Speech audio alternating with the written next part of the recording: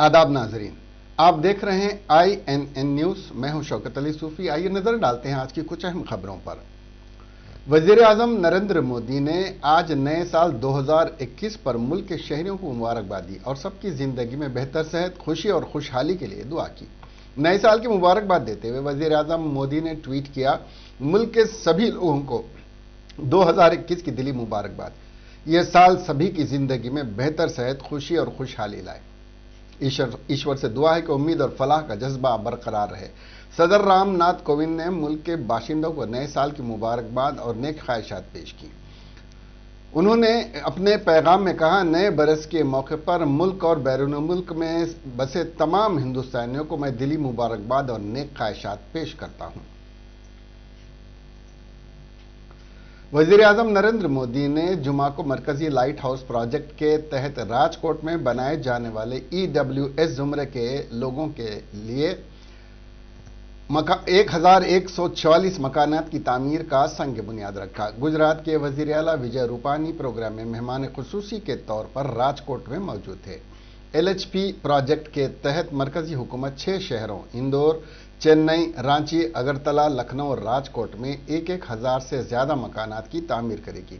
सरकार की जानिब से दी गई जानकारी के मुताबिक ग्रीन क्लस्टर कंस्ट्रक्शन तकनीक का इस्तेमाल करके शहरी गरीबों को रिहाइश का गाह मुहैया कराने के सिलसिले में LH प्रोजेक्ट के तहत माशी तौर पर कमजोर तबकात के लिए मकानात बनाए जा रहे हैं।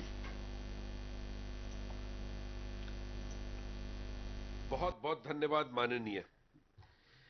माननीय प्रधानमंत्री जी से सादर आग्रह है कि वह GSTC इंडिया के तहत आशा इंडिया के चयनित विजेताओं की घोषणा बटन दबाकर एक लघु फिल्म के माध्यम से करने की कृपा करें।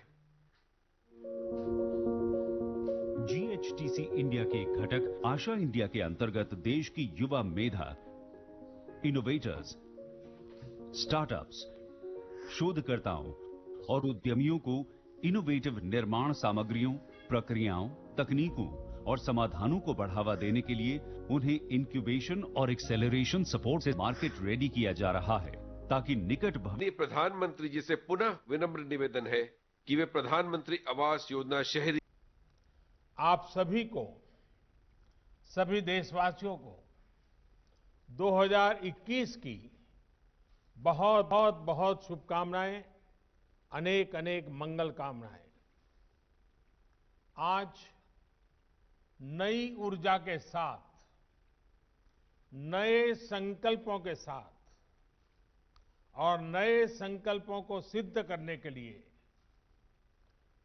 तेज गति से आगे बढ़ने का आज शुभारंभ है। आज गरीबों के लिए, मध्यम वर्ग के लिए घर बनाने के लिए नई टेक्नोलॉजी देश को मिल रही है। तकनीकी भाषा में आप इसे लाइट हाउस प्रोजेक्ट कहते हैं। मैं मानता हूं ये 6 प्रोजेक्ट वाकई लाइट हाउस, प्रकाश स्तंभ की तरह है। ये 6 लाइट हाउस प्रोजेक्ट देश में हाउसिंग कंस्ट्रक्शन को नई दिशा दिखाएंगे। देश के चीफ मिनिस्टर के चंद्रशेखर राव ने रियासत की अवाम को नए साल की मुबारकबाद पेश करते हुए नेक तमन्नाओं का इजहार किया और इस बात की दुआ की कि नया साल मुल्क और रियासत की अवाम के लिए नई उम्मीदें, ख्वाहिशात, खुशी और इत्मीनान हमारी जिंदगियों में लाए और खुदा नए साल में दाखिल होने वाले अवाम को कामयाबी अता करे। रियासती वज़रा मोहम्मद महमूद अली, KT रामाराव और हरीश राव, ई दयाकर ने, TRS यादव और दीगर ने भी रियासत के अवाम को नए साल की मुबारकबाद पेश करते हुए नेक तमन्नाओं का इजहार किया। रियासती गवर्नर डॉक्टर तमिलिसाई सौंदरराजन ने रियासत की अवाम को नए साल की मुबारकबाद देते हुए नेक तमन्नाओं का इजहार करते हुए ख्वाहिश जाहिर की कि नया साल कामयाब अंदाजी और एहतियात इक़दामात की सख्त पाबंदी के जरिए कोरोना वबा के खात्मे का नक़ीब साबित हो। उन्होंने कहा कि हमने साल 2020 में दुनिया को दिखा दिया कि अपनी एहतियाती इज्तिमाई क़ुव्वत, आज़ादी से, इरादे से कोरोना वबा को बड़े पैमाने पर फैलने से रोक सकते हैं। गवर्नर ने नए साल के मौके पर कोरोना वबा को मद्देनजर रखते हुए आज अवाम से मुलाकात करने से गुरेज करते हुए फोन पर मुबारकबादी के पैगाम वसूल किए। टीआरएस वर्किंग प्रेसिडेंट और रियासती वजीर के.टी. रामा राव ने नए साल के मौके पर पार्टी ऑफिस टीआरएस भवन में सैकड़ों पार्टी कायदीन और कारकुनों से मुलाकात करते हुए उन्हें नए साल की मुबारकबाद पेश की और पार्टी कारकुनों के साथ न सिर्फ फोटो खिंचवाई बल्कि उनके साथ काफी देर तक पार्टी को मुस्तकम करने के सिलसिले में तबादले ख्याल किया। इस मौके पर रियासती वजीर श्रीनिवास गौड़ भी मौजूद थे।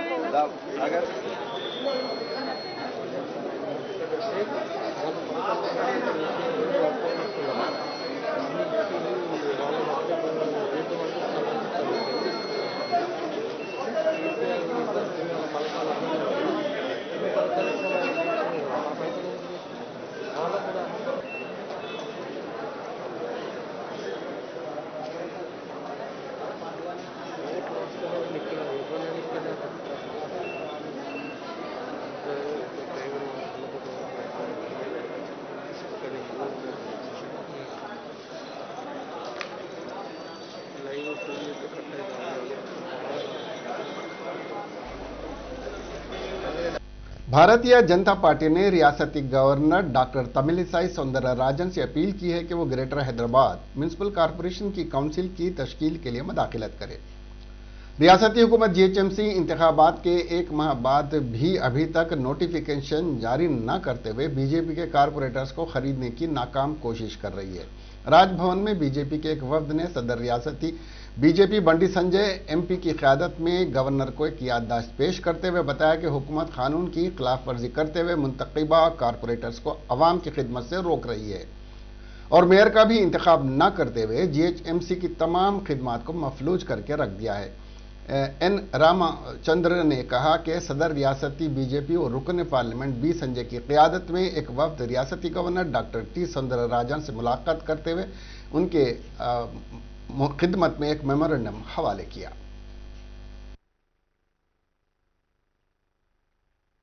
మొత్తం బాక్స్ ఎత్తుకపోవడం రిగ్గింగ్ ఇస్తారు అదే తెలంగాణ రాష్ట్రంలో జరిగింది ఇవాళ తెలంగాణ రాష్ట్ర రాజధాని నడిబొట్టున అదే జరిగింది ఎంఐఎం పార్టీ టీఆర్ఎస్ పార్టీ కలిసి ఏ విధంగా ప్రజాస్వామ్యాన్ని కూని చేస్తూ ప్రజాస్వామ్యానికి విరుద్ధంగా బూత్లను క్యాప్చర్ చేయడము రిగ్గింగ్కు పాల్పడడము भारतीय जनता पार्टी कार्यकर्ता दाड़ुल చేయడము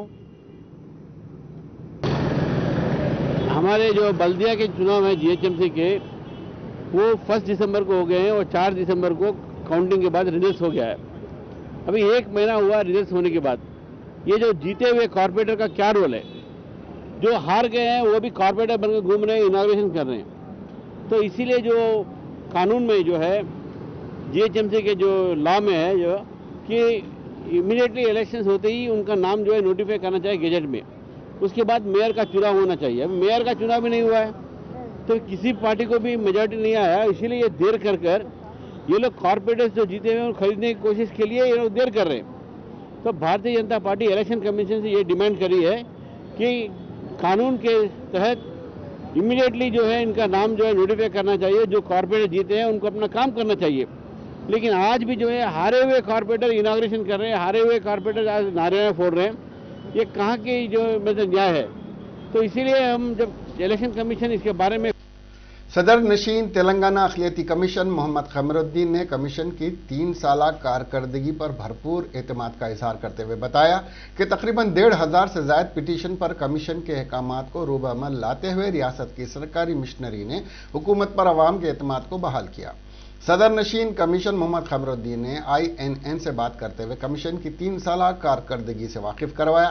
कमीशन की मियाद इस साल जनवरी में इख्तिताम को पहुंचने जा रही है। खमरुद्दीन ने बताया कि कमीशन की सबसे नुमायां कारकर्दगी में उस्मानी यूनिवर्सिटी में 4% तहफ़्फ़ुज़ात पर अमलावरी है। सदर नशीन कमीशन ने इस सिलसिले में मजीद बताया,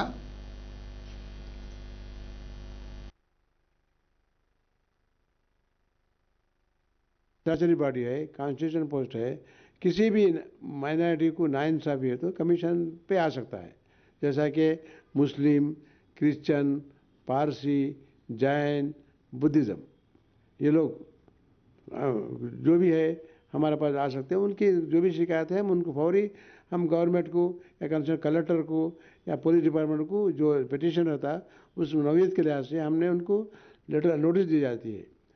कलेक्टर जगत्याल को हम नोटिस दी कि फला दरख्वास्त हमारे पास आई थी, आप इसका जवाब 15 दिन में दिया जाए।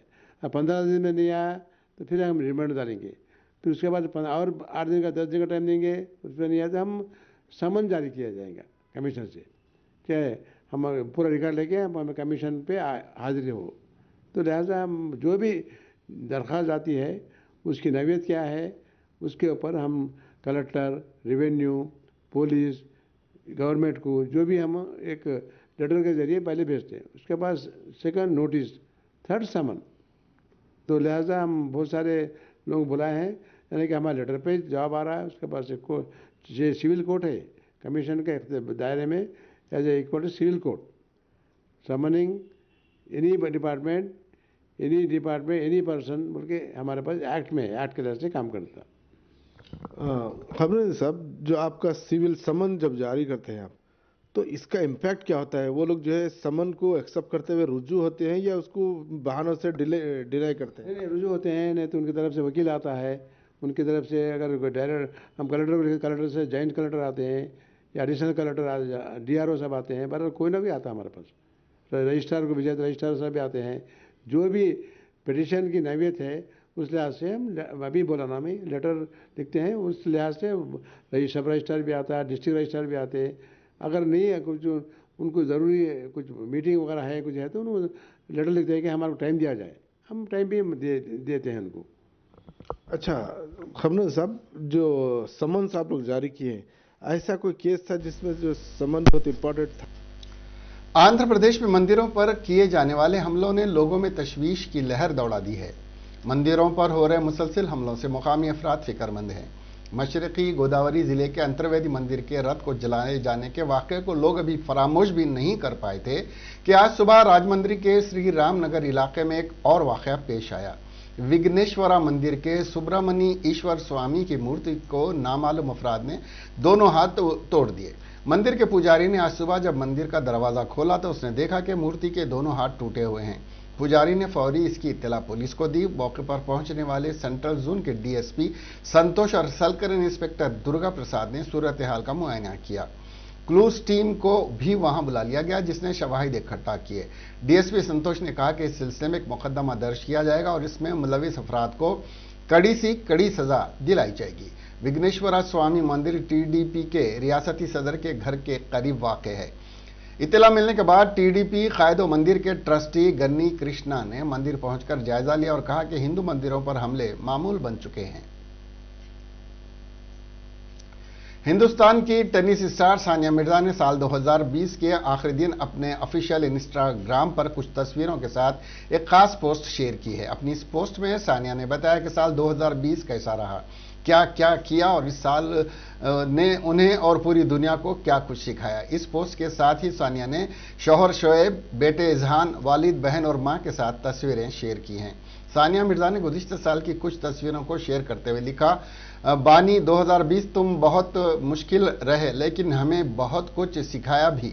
छोटी चीज़ों के लिए शुक्रगुजार होना, सेहत के लिए शुक्रगुजार होना, कुंबे के लिए शुक्रगुजार होना। आपने हमें सिखाया है कि सादगी ही काफ़ी है। आपने हमें सिखाया कि जिन लम्हात में हम लुत्फ़ लेना चाहते हैं उन्हें हम भूल नहीं सकते। सानिया मिर्जा ने मजीद लिखा, ऐसा साल जिसमें बहुत मुश्किलात आईं लेकिन तुम खास रहोगे क्योंकि मैंने अपना ख्वाब पूरा किया और मां बनने के बाद 2020 टेनिस कोर्ट पर वापसी की। हाँ, तुम सख्त थे और कुछ मौके पर शैतान जैसे, लेकिन तुमने हमें सिखाया कि मुश्किल से मुश्किल वक्त में खुशी पाई जा सकती है। नए साल के मौके पर CP अंजनी कुमार इलाके पुराने शहर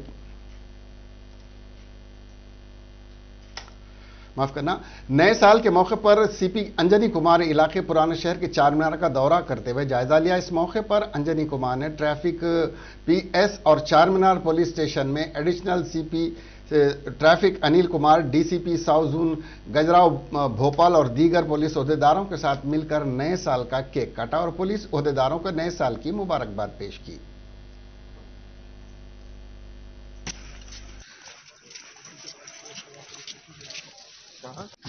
सर मीटिंग ले लेंगे,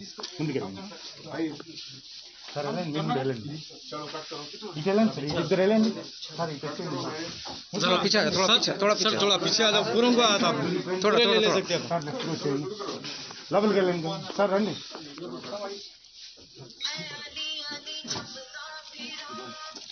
sir 1 minute sir 1 second sir 1 second sir here okay sir स्पूल टू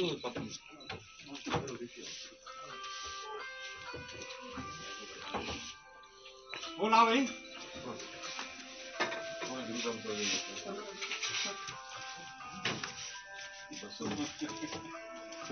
पहाड़ चढ़ने वाले को डालिए उसको दीजिए पहले पहाड़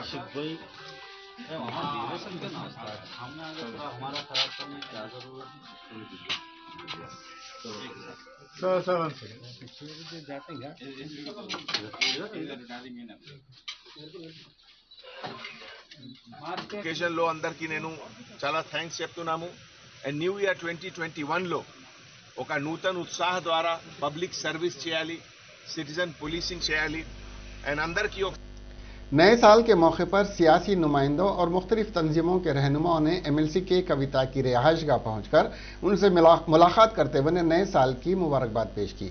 मुलाकात करने वालों में मेंबरान पार्लियामेंट BB पाटिल, वेंकटेश, नीता कानी, MLA मानिक राव और दीगर रहनुमा शामिल हैं। इस मौके पर नया साल मुबारक हो। इस मौके पर कविता ने मुख्तलिफ कम्युनिटी से मुख्तलिफ ताल्लुक़ रखने वाले 221 कैलेंडर की रस्म इजरा भी अंजाम दी।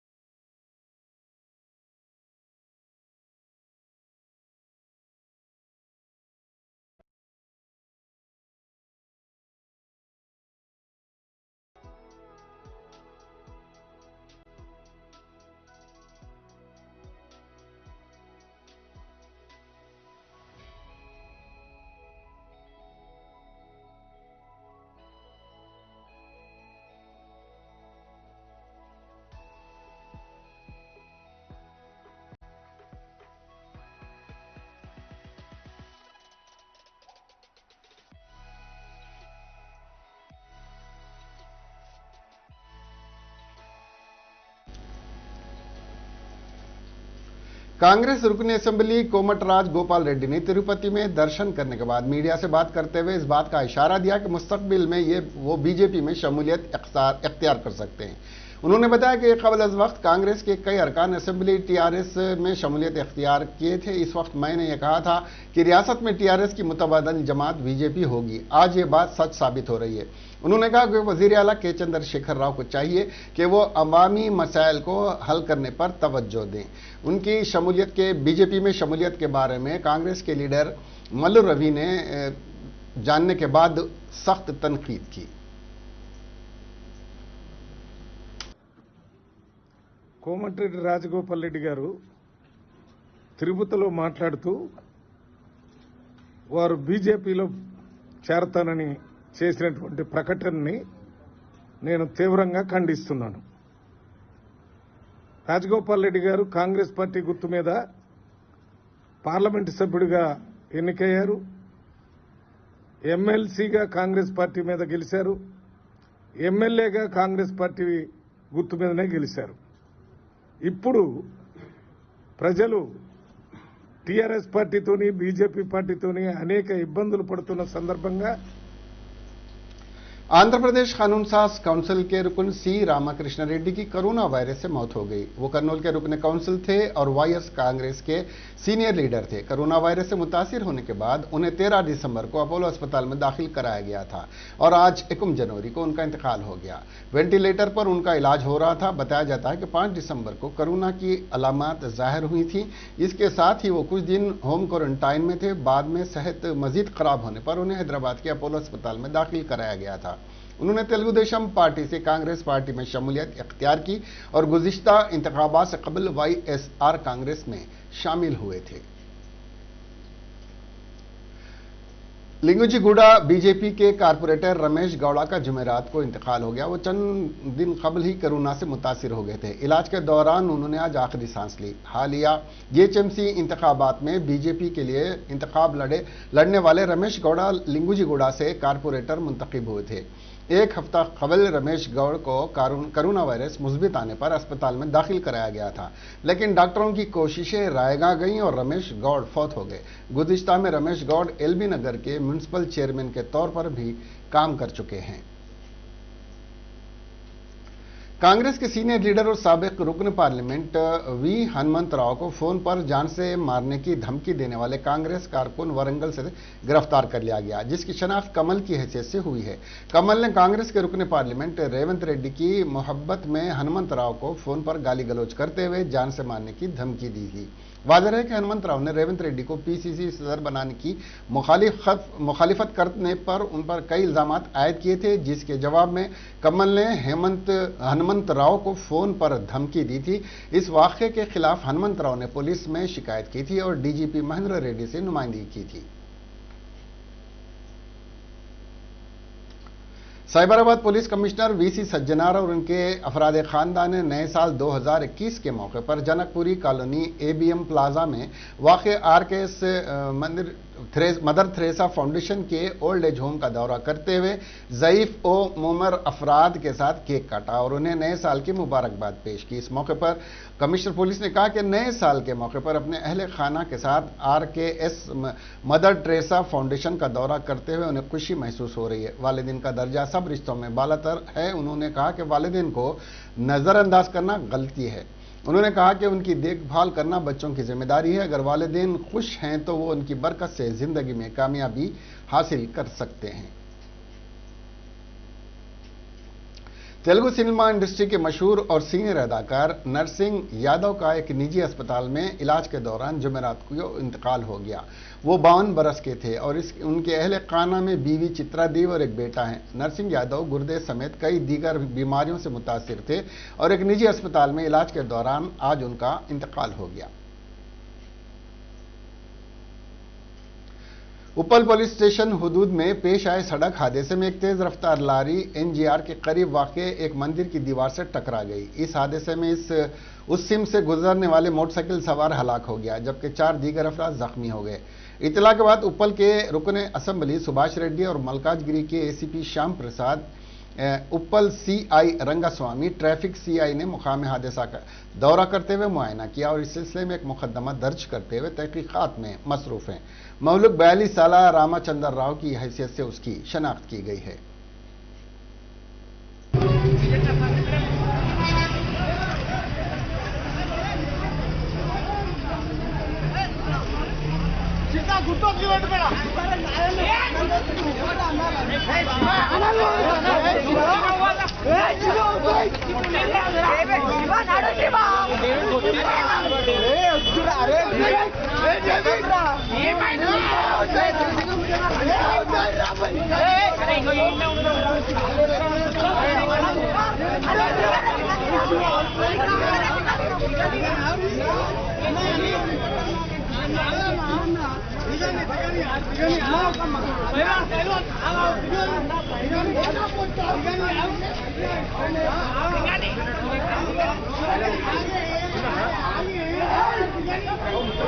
కింద సగం లోపల పోయింది, సగం ఏడు ఉంది.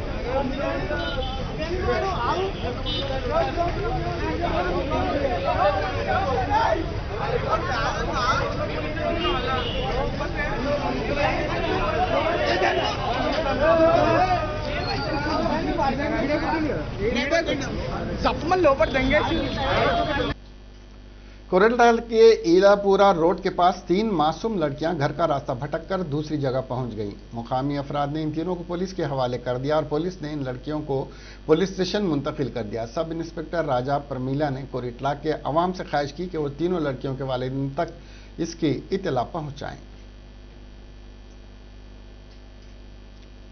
बरसर इख्तिदार कायदीन की गुंडागर्दी में हर रोज इजाफा होता जा रहा है। अवाम खुद अपनी जायदादों से गुंडागर्दी के बास महरूम होते जा रहे हैं। मुल्क में अमन व सलामती और मुल्क के फरोग में बीजेपी का अहम रोल है और आज मुल्क के दानिश्वरों की निगाहें बीजेपी पर मरकूज हैं। ये बात मीडिया से बात करते हुए सीनियर सहाफ़ी Sangappa Srinivas editor V6 channel ने अपने नारायण खेड़ के सैकड़ों हामियों के साथ बीजेपी में शमूलियत के बाद सदर बीजेपी बंडी संजय की मौजूदगी में मीडिया से बात करते हुए कही।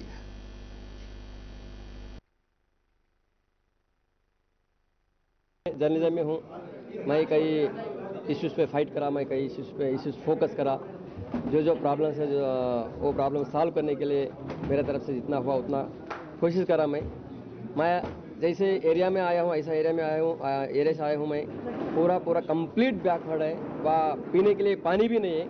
ये सालों से चल रहा। कम से कम तेलंगाना आने के बाद तो कम से कम हमारा एरिया का सिचुएशन सुधरेगा, पीने को पानी मिलेगा, सब लोगों को रोजगारी मिलेगा बोल के मैं समझा था। वो अभी तक तेलंगाना आने के बाद भी हमारा ज़िंदगी में कुछ चेंज नहीं आया। इसलिए मैं समझा कि जर्नलिज्म से भी अगर डायरेक्ट प्रजा क्षेत्र में गए तो कुछ कर सकते बोल के समझा मैं।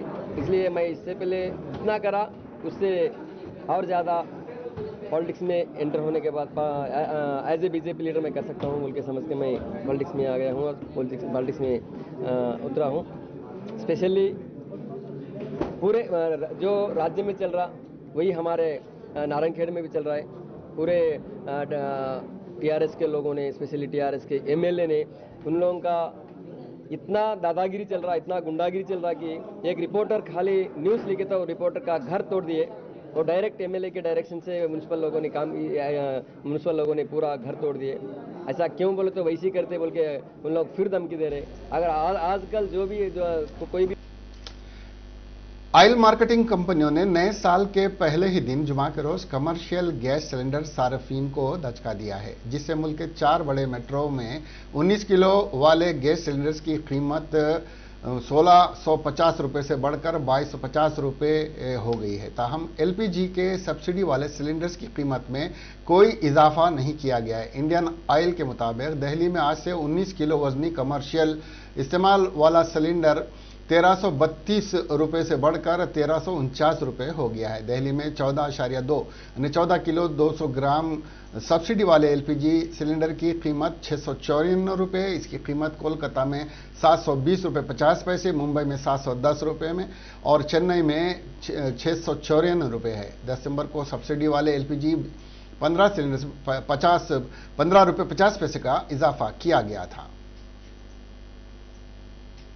20वीं और 21वीं सदी में करीब 5वीं दहाइयों तक अपनी मुनफरद शायरी से अवाम के दिलों पर हुकूमत करने वाले डॉक्टर राहत इंदौरी की आज 1 जनवरी को यौम विलादत है। डॉक्टर राहत इंदौरी अगर हयात होते तो आज अपने मद्दाहों के बीच अपना 71वां जन्मदिन मना रहे होते, मगर कोरोना की वबा की बीमारी ने इस फनकार को हमसे इतनी दूर कर दिया जहां तक इंसान की रसाई किसी भी सूरत में मुमकिन नहीं है। डॉक्टर राहत इंदौरी की विलादत 1 जनवरी 1950 को मध्य प्रदेश के तारीखी शहर इंदौर में हुई और इंदौर में ही उन्होंने अपनी जिंदगी का आखिरी सफर तमाम किया। डॉक्टर राहत इंदौरी का इंतकाल 11 अगस्त 2020 को इंदौर में कोरोना की वबाई बीमारी के सबब हुआ। आज डॉक्टर राहत इंदौरी भले ही हमारे बीच नहीं हैं, मगर उनकी शायरी और तालीम के मैदान में किए गए उनके कारहाय नुमायां हमें उनकी याद दिलाते रहेंगे। डॉक्टर राहत इंदौरी की तालीम और तरबियत इंदौर में हुई। उन्होंने इब्तिदाई तालीम और फिर ग्रेजुएशन की तालीम इंदौर से ही मुकम्मल की।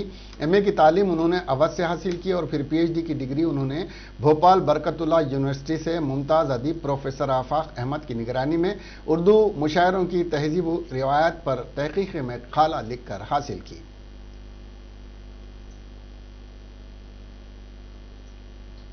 मध्य प्रदेश में शिवराज सिंह हुकूमत में नए साल में मुस्लिम समाज को बड़ा तोहफा देने का फैसला किया है। मध्य प्रदेश के वक्फ कब्रिस्तानों को रोशन करने के साथ नाजायज कब्जों को आज़ाद कराने का भी फैसला किया गया है। मध्य प्रदेश का शुमार हिंदुस्तान की उन रियासतों में होता है जहां पर वक्फिया कब्रिस्तान में मुल्क में दूसरे नंबर पर हैं।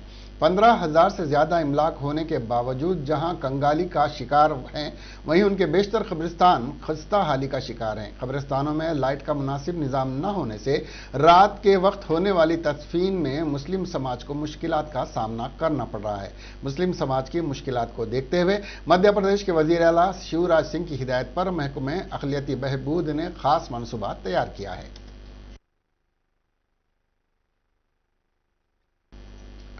इसके साथ ही यह खबरें यहीं खत्म हुई। अब हमें दीजिए इजाजत और देखते रहिए आपका अपना INN चैनल। खुदा हाफिज।